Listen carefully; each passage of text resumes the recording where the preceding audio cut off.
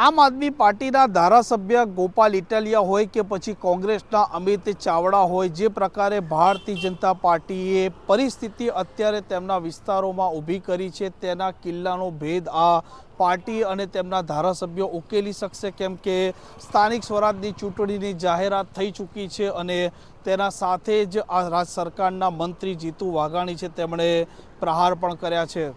વૈષ્ણવજન તો તેને કહીએ જે પીડ પરાઈ જાનાને રે।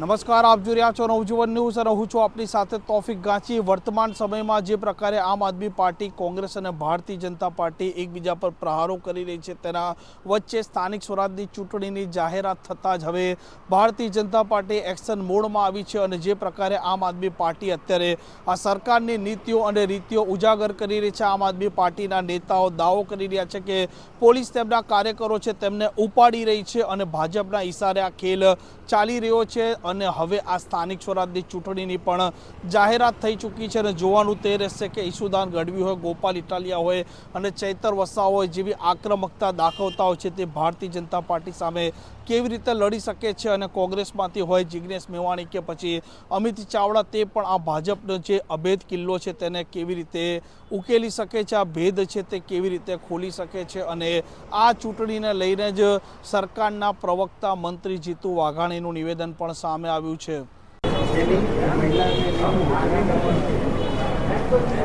राज्य चूंटणी पंच द्वारा स्थानिक स्वराज्यनी चूंटणीओनी घोषणा थई छे। 15 महानगरपालिका, 82-84 नगरपालिका, 34 जिला पंचायत ने 260 तालुका पंचायतनी सामान्य चूंटणी તેમજ 11 नगरपालिका જે પ્રસંગોપાત ખાલી પડી છે એની કુલ 13 બેઠકોની ચૂંટણી આગામી 26/4/26ના રોજ યોજાવાની છે। લોકશાહીના સ્થાનિક સ્વરાજ્યની ચૂંટણીનું આ સૌથી મોટું પર્વની ચૂંટણી પંચે ઘોષણા કરી છે। ભારતીય જનતા પાર્ટી અને સરકાર રાજ્ય ચૂંટણી પંચની ઘોષણાને આવકારે છે। ખૂબ ટૂંકા સમયની અંદર એક સાથે આટલી મોટી ચૂંટણી યોજવાનું પણ ઘણા વર્ષો પછી કદાચ ગુજરાતને એ ઐતિહાસિક ગૌરવ પ્રાપ્ત થયું છે। હું એવું માનું છું કે જે પ્રકારે રાજ્ય ચૂંટણી પંચે ઘોષણા કરી છે, આપણે જાણીએ છીએ કે ખૂબ લાંબી ચૂંટણીની તારીખો હોય છે ત્યારે સામાન્ય જનતા, એડમિનિસ્ટ્રેશન, રાજ્યનું વહીવટીતંત્ર, વિકાસ, આ બધામાં કંઈક નાનો મોટો વિક્ષેપ આવતો હોય છે, પણ જે પ્રકારની ચૂંટણીની સમયપત્રક છે એ સામાન્ય જનતાને થોડા દિવસોની અંદર પોતાનો પ્રતિનિધિ ચૂંટવા માટેનો અધિકાર એ મળવાનો છે। લગભગ એક સાથે 10,000 જેટલા સ્થાનિક સ્વરાજ્યના આશરે પ્રતિનિધિ ચૂંટવાનું સૌભાગ્ય એ જનતાને પ્રાપ્ત થવાનું છે। પુનઃ એકવાર હું રાજ્ય ચૂંટણી પંચની આ ઘોષણાને આવકારું છું અને અભિનંદન પણ આપું છું રાજ્યની જનતાને। આવો સૌ સાથે મળીને લોકશાહીનું સૌથી મોટું પર્વ એ ચૂંટણી હોય છે ત્યારે સૌથી વધારે મતદાન કરીને આપણો જનપ્રતિનિધિ આપણા વિસ્તારની નગરપાલિકા કે ગ્રામ્ય જીવન હોય તો જિલ્લા પંચાયત, તાલુકા પંચાયત હોય, આ બધાની અંદર વિકાસની દિશાની અંદર કામ કરતા પ્રતિનિધિઓને આપણે સૌ આ લોકશાહીના પર્વના ભાગીદાર બનીને ચૂંટીને મોકલીએ। અમિત ચાવડાએ પ્રેસ કરી છે થોડા સમય પહેલા, એમણે કીધું છે અત્યાર સુધી જે પણ જન આક્રોશ યાત્રામાં એ આખા ગુજરાતની અંદર પ્રવાસ કર્યો એમાં એમને ભ્રષ્ટાચાર દેખાડ્યો છે, ભારતીય જનતા પાર્ટી ખોટા મતદાન કરીને ચૂંટણી જીતી હોય એવો આક્ષેપ સીધો કોંગ્રેસે કર્યો। આપ જૂના આપણા ટીવીના સમાચારો માધ્યમ જોશો તો જ્યારે પણ ચૂંટણીઓ આવે ત્યારે એ આ પ્રકારની વાત કરતા હોય છે। ચૂંટણી પંચ ઉપર આ પ્રકારના આરોપો કરવા જનતાને એ અધિકાર છે. જ્યારે એમના રાજ્યો તેલંગાણા ચૂંટાણું હોય, કર્ણાટક ચૂંટાણું હોય, યુપીના કેટલાક રાજ્ય ચૂંટાણા હોય, ત્યારે એમનો કોઈ વાંધો નથી હોતો. અહીંયા વિશ્વાસ સંપાદન નહીં કરી શકનાર કોંગ્રેસ અનેક અલગ અલગ જૂથમાં વહેંચાણું છે. આપ પણ જાણો છો, રાજ્ય પણ જાણે છે. રાજ્યની જનતાના અવિરત વિકાસની અંદર ભારતીય જનતા પાર્ટી માની જગદીશભાઈ વિશ્વકર્માની નિમણૂક થઈ ત્યારથી સંગઠનાત્મક રીતે ગામથી માંડી તાલુકા, જિલ્લા અને સ્ટેટ સુધી સંગઠનાત્મક બેઠકો થઈ છે, ચર્ચાઓ થઈ છે.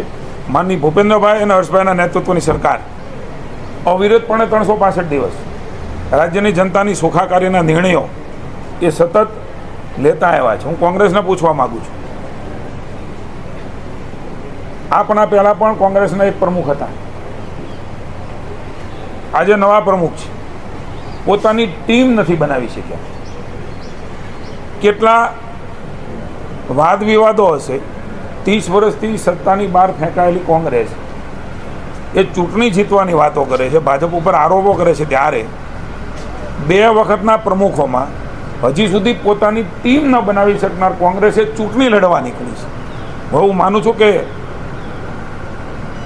તમામ રીતે ભાંગી ગયેલી છે, તમામ રીતે તૂટી ગયેલી છે.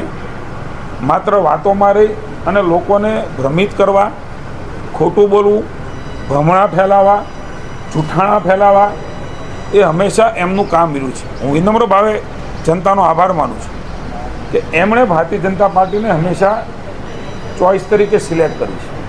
કારણ કે રાજ્યની સુખાકારી માટે આથી 20-25 વર્ષ પહેલાંનું પોતાનું ગામ, નગર, મહાનગર અને આજનું ગામ, મહાનગર અને તાલુકો એ સૌને ઉડીને આંખે વળગે એવું છે.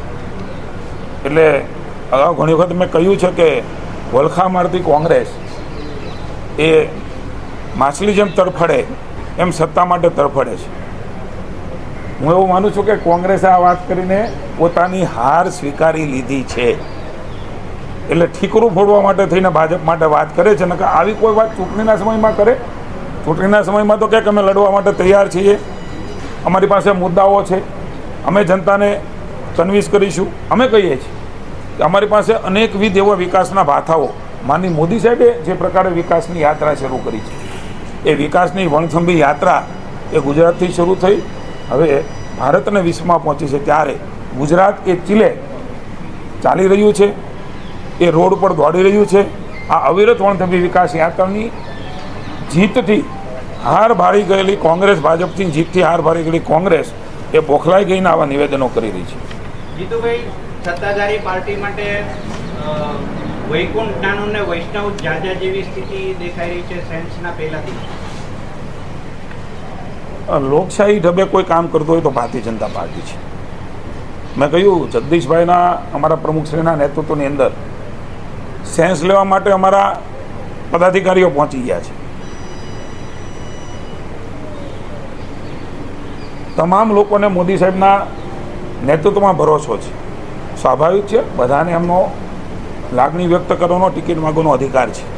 પણ ટિકિટની ચયન પ્રક્રિયામાં ભારતીય જનતા પાર્ટી અંદર આગળ આવી ચૂકી છે. ત્યારે ચયન થયા પછી સ્વાભાવિક રીતે કોંગ્રેસની જેમ ભારતીય જનતા પાર્ટીમાં હોતું નથી. કોંગ્રેસમાં એકને ટિકિટ મળે એટલે બીજાને પાડી દેવાની પ્રવૃત્તિઓ એ તમે મેં જોઈ છે.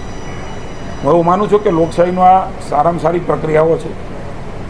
લોકોના ફોર્મ ભરાવા, રજૂઆત કરવી, અને ભારતીય જનતા પાર્ટી એ સુપેર અને સારી રીતે કરી રહી છે. આપે જે વાત કરી એમાં કોંગ્રેસને તો ઉમેદવાર પણ ભૂતકાળમાં મળ્યા નથી. બિનહરીફો ચૂંટણીઓ સ્થાનિક સ્વરાજ્યની થઈ છે.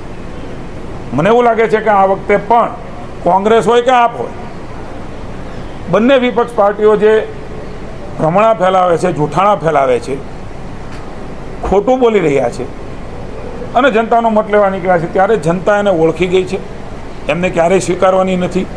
મારી પાસે જે રિપોર્ટ છે એ પ્રમાણે પરાણે ઉમેદવાર ઊભા રાખવા માટે ગોતી રહ્યા છે આ વિપક્ષો.